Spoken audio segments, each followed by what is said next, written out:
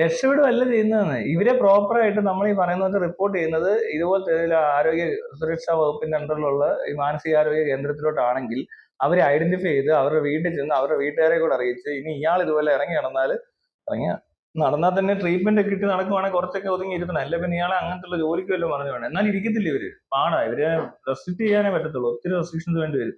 പിന്നെ ബസ്സുകാർക്ക് അറിഞ്ഞിരിക്കണം ഇങ്ങനെ പ്രശ്നക്കാരാണ്, അവർ കയറ്റരുത്. മനസ്സിലാവുന്നുണ്ടോ? ഇയാളെ അറിയാത്തതൊന്നുമല്ല, സവാദിനെ കേരളത്തിൽ ആർക്കും അറിയാത്ത, എന്നിട്ട് എങ്ങനെയാ ബസ്സിൽ കയറുന്നത്?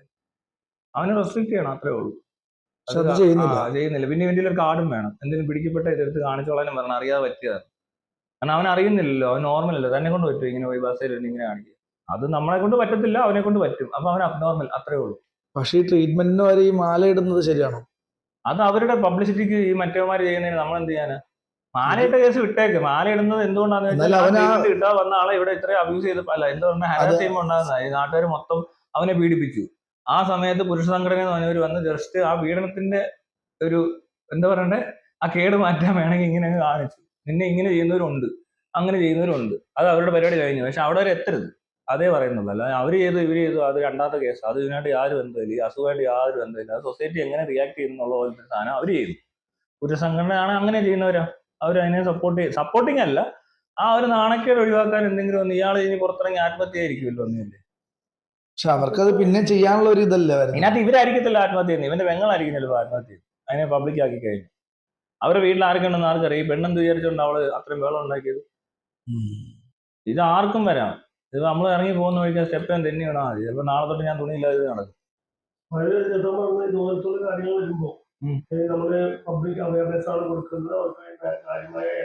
അയ്യോ, അവയർനെസ് ഒന്നും അല്ല ഇത്. ട്രീറ്റ് ചെയ്യുന്നത് ഇങ്ങനെ അല്ലെന്നേ. ഇതിപ്പോ അമേരിക്ക, ഞാൻ ഇതേ സംഭവം ഉണ്ടായപ്പോ ജസ്റ്റ് ന്യൂസുകൾ നോക്കി, ഇന്റർനാഷണൽ ന്യൂസ് നോക്കുമ്പോ ഒരു വീഡിയോ മാത്രമേ കിടപ്പുള്ളൂ, പബ്ലിക് മാസ്റ്റുർബേഷൻ ഒരെണ്ണം. അത് അല്ലാതെ വേറെ അത് മെയിൻ ചാനൽസിലൊന്നും റിപ്പോർട്ട് ചെയ്തിട്ടില്ല ഒരിടത്തും. നമ്മുടെ ഇവിടെ ആണെങ്കിലും ഇന്ത്യയിലോട്ട് കൊണ്ട് കയറി കഴിഞ്ഞാൽ ഇത് തന്നെയാണ് കാണുന്നത്. മാസ്റ്റുർബേഷൻ പബ്ലിക് പ്ലേസ് എന്ന് പറയുമ്പോൾ അടിച്ച് നോക്കുന്നതാണ്. ഇപ്പോൾ നോക്കി ഗൂഗിൾ എടുത്ത് അടിച്ചു നോക്കിയാൽ ഇന്റർനാഷണൽ ന്യൂസിൽ നല്ല ഒരു ചാനൽ റിപ്പോർട്ട് ചെയ്യത്തില്ല. അവർക്ക് ചെയ്യേണ്ടി വരത്തില്ല. കാരണം അവരുടെ സിസ്റ്റം വേറെയാണ്. അവിടെ ഇത് കാണിച്ച് ഇവർ അവമാനിക്കാൻ പാടില്ലെന്ന് തന്നെ ഉണ്ട്. മനസ്സിലായി. പക്ഷെ ഇവിടെ അതല്ല. ഇവിടെ എന്ത് കാണിച്ചാലും ഇപ്പൊ ആറാട്ടിന്റെ പെരേരം പോലത്തെ എന്താ UK യൂസിലും ഇല്ലാത്ത അവിടെ എന്തെങ്കിലുള്ള ആൾക്കാരില്ലേ, അവരെ കൊണ്ടൊന്നും വെക്കത്തില്ല, അത്രേ ഉള്ളൂ. അതിനുള്ള മര്യാദയും മാന്യതയും അവിടെ ഉള്ളവർക്ക് ഉണ്ട്. ഇവിടെ ഉള്ളവർക്ക് അതില്ല. ആരെയും നമുക്ക് ഭ്രാന്ത് പിടിച്ചാൽ കാണാൻ നല്ല രസമാണെന്ന് കണ്ടു ചിരിക്കുക, ഇവരെ പൊട്ട് കളിപ്പിക്കുക, അവരുടെ പൊട്ടത്തരം കണ്ട് രസിക്കുക. ഞാനും രസിക്കാറുണ്ട് ഇടയ്ക്കൊക്കെ. പക്ഷെ ഞാൻ ആ വർഷത്തിൽ 4 പ്രാവശ്യം രസിക്കാറുള്ളൂ. അതിനൊരു മൂഡ് വരും, അപ്പോഴേ ചെയ്യത്തുള്ളൂ. അതല്ല, അപ്പൊ അങ്ങനെയാണെങ്കിൽ ഇപ്പൊ ഈ കുട്ടികളൊക്കെ അബ്യൂസ് ചെയ്യുന്നവര് അതും പുറത്തു വരത്തില്ലടോ. താൻ ഇവിടെ ഒന്നും പടമൊന്നും വെക്കത്തില്ല പുറത്താണേലും. ഈ പറഞ്ഞ ആൾക്കാരെ തന്നെ താനെന്താ വിചാരിച്ചു? എന്റെ നാട്ടിലുള്ളവരെ എനിക്കറിയാം ആരൊക്കെയാ പ്രശ്നക്കാരെന്ന്. ഇവര് നോക്കുന്നില്ലാരും. ഞാൻ കൃത്യമായിട്ട് ഞാൻ പറഞ്ഞിട്ടുണ്ട്, ഇവിടുത്തെ ഒരു വട്ടം ഇറങ്ങിയിട്ടുണ്ട്, ഇവന് ഇന്ന പോലെ പ്രശ്നമുള്ളതിനാണ്, വണ്ടി സ്പീഡിൽ ഓടിക്കുന്നതാണ്, ഇവൻ ഒരു സാരിങ്ങനെ വണ്ടി ഇടിച്ച് കൊല്ലുന്ന വരെ നിങ്ങൾ ഈ കളി കണ്ടുകൊണ്ടിരിക്കുമെന്ന് പറഞ്ഞു.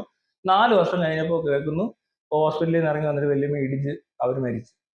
അത് കഴിഞ്ഞപ്പോൾ ഇവന് വണ്ടി ഇനിയില്ല, അവന്റെ എല്ലാം കട്ട് ചെയ്തു, ആരും വണ്ടി കൊടുക്കാതായി. എന്നാൽ ഇതിനു മുമ്പ് ഇവനെ എന്താ പിടിക്കാൻ അന്നേ ഞാൻ പറഞ്ഞ. അങ്ങനെ ഒത്തിരി കേസുണ്ട്. അവർ മാസ്റ്റർമാരൊക്കെ എടുത്തുകൊണ്ട് ഇവനെ തുള്ളിക്കുകയും ചാടിക്കുകയൊക്കെ ചെയ്യും. ഇവൻ എണ്ണം കിടന്നിട്ട് കർത്താവ് തൊട്ടേ ശരിയായെന്ന് പറഞ്ഞ് നമ്മൾ പോവുകയും ചെയ്യും. മാനസിക നില തെറ്റിയതാണ്. മെഡിക്കൽ നല്ല ട്രീറ്റ്മെന്റ് കൊടുത്ത് ഇരുത്തേണ്ട ആളാണ്. ചിലരെ പുറത്തിറക്കാൻ പറ്റത്തില്ല, ചിലരെ പൂട്ടിയിടേണ്ടി വരും. അതിന്റെ സിവിലിറ്റി അനുസരിച്ചാ. ഇതിനെയൊക്കെ ഈ പറഞ്ഞ പോലെ റെസ്ട്രിക്ട് ചെയ്യാന്ന് ബസ്സേ കയറ്റാൻ പറ്റത്തില്ല, അത്രേ ഉള്ളൂ. അവരെ അറിഞ്ഞിരിക്കണം, എല്ലാ ആൾക്കാരും ഇത് അറിഞ്ഞിരിക്കണം ഇവരെ പറ്റി. എന്ത് ഇവർക്കൊക്കെ മീറ്റിംഗ് ഒന്നും കൂടരുത്? ഈ ബസ് ഡ്രൈവേഴ്സും കണ്ടക്ടേഴ്സും ഒക്കെ ഇങ്ങനെയുള്ള പണം കണ്ടാലും ഇവന് വാർത്ത വന്നാലും ഇവനെ പിന്നെ എന്തിനു കയറ്റിയത്? എല്ലാം അവൻ കൃത്യമായിട്ട് ഈ ആണുങ്ങളുടെ സീറ്റിലേ ഇരുത്താവും. ഇവൻ എങ്ങനെ പെണ്ണുങ്ങളുടെ സീറ്റിൽ തന്നെ അവന് കൃത്യമായിട്ട് ഇരിക്കും. എല്ലാ ബസ്സിലും പെണ്ണുങ്ങളുടെ സീറ്റിൽ കയറിയിരിക്കും കറക്റ്റായിട്ട്. അതാരും കാണത്തില്ലേ? ഇതിനൊരു സൊല്യൂഷൻ ഇവനെ പിടിച്ചപ്പോഴേ പലരും പറയുന്നുണ്ടോ ഇവൻ സ്ഥിരമാ, ഇവര് കണ്ടവരുണ്ട്, എല്ലാം പറയുന്നുണ്ട്. അല്ലാതെ മസ്താനി പെണ്ണ് പറഞ്ഞത് തെറ്റാന്ന് ആരും പറഞ്ഞിട്ടില്ല. ചെയ്യുമ്പോൾ ഇങ്ങനെ പബ്ലിക്കായിട്ട് ഭയങ്കരമായിട്ട് ഇതുണ്ടാക്കരുത്. ഉണ്ടാക്കി കഴിഞ്ഞാൽ ചിലപ്പോൾ അവരുടെ വീട്ടിൽ പ്രശ്നം വേറെ ഉണ്ടോ. അതിന്റെ പ്രശ്നം മസ്താനിയുടെ അല്ല. മസ്താനിക്ക് വേറൊന്നും ചെയ്യാനും ഇല്ലായിരിക്കും. മസ്താനിക്ക് അറിയത്തുമില്ല. എന്ത് ചെയ്യും മസ്താനി? വേറെ എന്ത് ചെയ്യും? അത് ആരുടെ കുഴപ്പം? അത് എല്ലാ കാര്യവും ഗവൺമെന്റിന്റെ മാത്രം കുഴപ്പമാണ്.